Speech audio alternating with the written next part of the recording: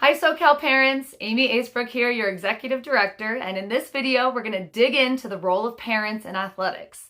This is a complex topic and we know it's a huge emotional roller coaster to be the parent of a competitive athlete, but we want to offer some guidance and support to help you navigate through this experience. So, we think a great experience for the athlete involves the communication triangle between the parent, the athlete, and the coach. And if these all jive with the parent and coach working together, the athletic experience can be really positive for the athlete.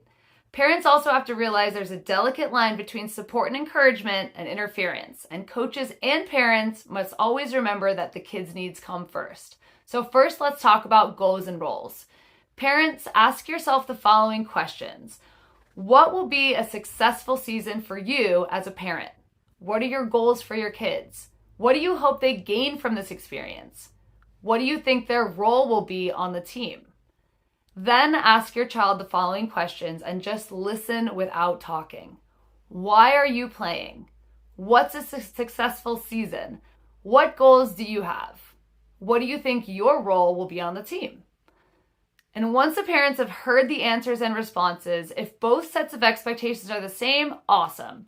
If the parents' answers differ from the athletes, you need to reevaluate your attitudes and accept it from the child's perspective. A lot of athletes feel like their parents don't understand their team roles, and most parents always feel like their child's role is larger than the athlete knows. So this sometimes turns into frustration and second guessing, and it pits the coach between the parents and the athletes. So parents, release your kids to the game. Get to know your child's coach, and then once you trust them, one of the best gifts you can give your kids is to release them to their caretakers of the sport. If a parent needs to talk to the coach about a problem, allow the coach to choose an appropriate time and place. Some concerns are appropriate while others are not. Appropriate concerns are mental and physical treatment of your child, ways to help your child improve, and concerns about your child's behavior.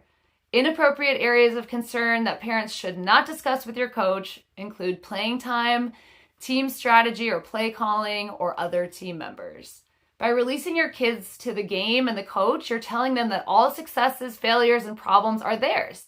And there's not very many places in their lives where the parents can just say, this is your thing.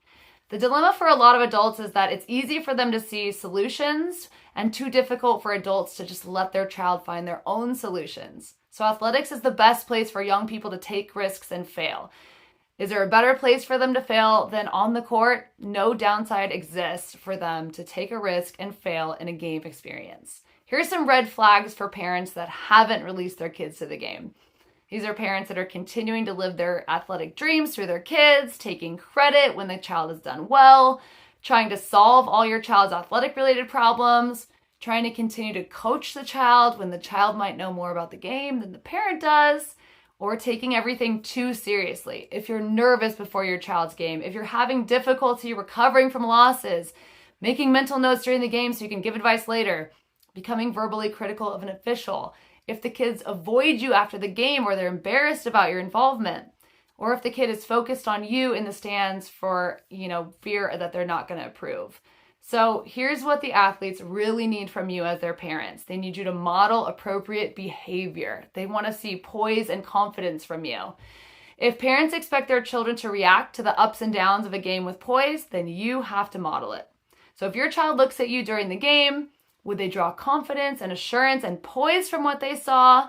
The second thing kids say is that they need their parents to focus on the team. And this helps adults get attention off their individual kids and also off all the other things that you can't control, like the scores, the refs, the opponents, the coaching, the playing conditions. Third, kids only need one instructional voice giving advice, the coach's voice. Next, parents need to learn how to watch the game. There's only 4 roles during a game: spectator, competitor, official, and coach, and you can only choose one of those. And the closer you are in proximity, the more difficult it is to watch and keep everything in perspective. So everybody can question the whistle and every substitution, and it makes it really difficult for an adult with emotional ties to remain poised and encouraging. We know almost all parents believe their child should play more or have a bigger role on the team. So it's really difficult for parents to be objective, but coaches can be objective. Players indicate they love having parents at games when they act appropriately. If you can adhere to the standards of behavior like modeling and poise and confidence, Athletes state that they would rather have their parents stay home. So let's talk about what happens after the game.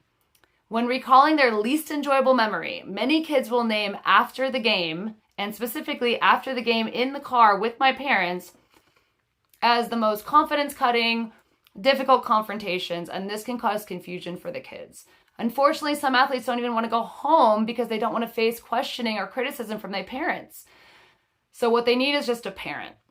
Many athletes often indicate that these conversations somehow make them feel as if their value is tied to playing time or winning or losing.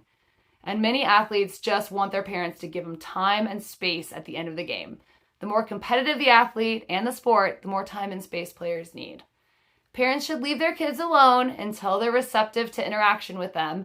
And then when they do come, parents should give them quiet understanding. Just be a reflective listener, bring them back to the bigger perspective.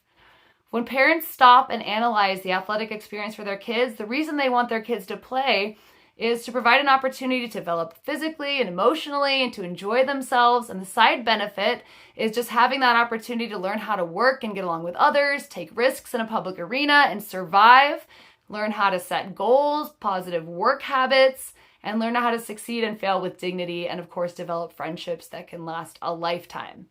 Thanks for listening, parents. As always, if you have any feedback or questions, we're here for you. We'll see you in the gym, SoCal family.